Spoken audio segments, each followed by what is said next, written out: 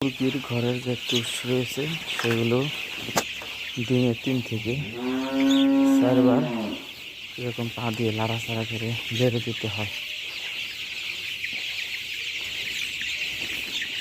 দেখুন মুরগি মোটামুটি আজকে 18 দিন বয়স, কালার বাট।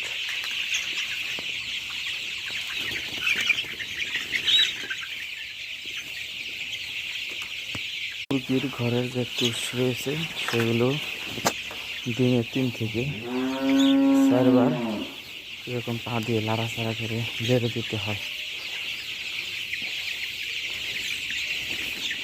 দেখুন মুরগি মোটামুটি আজকে 18 দিন বয়স, কালার বাট।